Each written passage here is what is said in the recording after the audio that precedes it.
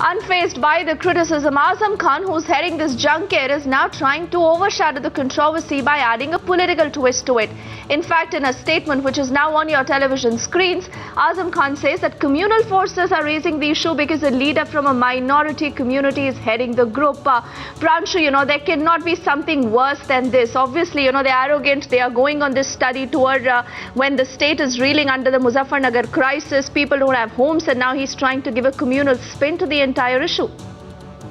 Yes, that's right. In fact, it's a very shallow defense, and it's a very surprising defense coming in from a very senior leader like Azam Khan. And by terming this entire trip and the fact that he is leading this entire trip by bringing down to this narrow connection of being an insult to the minorities. If the stories are being aired on the channel, it's being an insult to the minority. It's clearly a very narrow outlook for the party and the party's top leadership. Now, Azam Khan's office in Rampur has issued a press note in this regard and has also made this verbal communications to certain journalists justifying this entire trip and claiming that since Azam Khan is a Muslim, since it's a Muslim who is leading this delegation, therefore this entire delegation is under immense fire.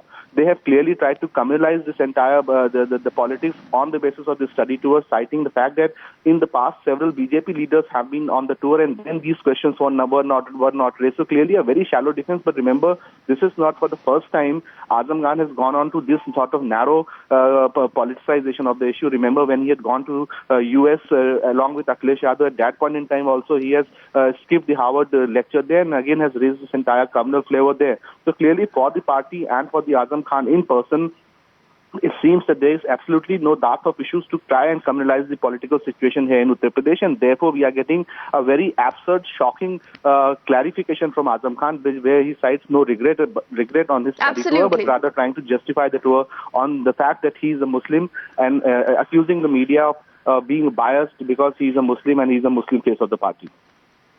That is the point, Pranshu. Remember, this minister has had no time to visit Muzaffarnagar. I'm just going to come back to you. Let's also bring to our viewers another shocking comment. Back home, Akhilesh's insensitive ministers are only adding to the woes of the victims who are battling all odds in relief camps. Just 2 days ago, the Uttar Pradesh Sports Minister Narad Rai made a complete mockery of their agony, saying that people don't just die in camps, they die in palaces also. अब बच्चों का मरना, बूढ़ों का मरना, जवान का मरना, ये तो शाश्वत है। कोई जरूरी नहीं है कि कैंप में जो रहा है वही मरा है। जो महल में रहने वाले लोग भी मरते हैं, नहीं मरते हैं जी। ऐसा नहीं है कि हमारे और आपके घर के बच्चे नहीं मरते और सड़क पर फुटपाथ पर सोने वाले मर जाते हैं। And the shame doesn't end there. That outrageous comment wasn't the first of its kind. Listen into what the Principal Secretary had to say when reports of child deaths in relief camps had emerged. ठंड से कभी मरता कोई नहीं। अगर ठंड से मरते तो साइबेरिया में कोई ना बचता। ठंड से फिर आपको निमोनिया होता है, फिर कुछ और चीजें फॉलो करती।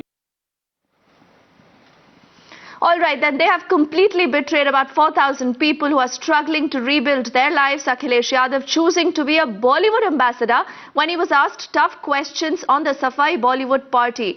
And the SP Chief Mulayam Singh using the opportunity to play the minority politics over their misery.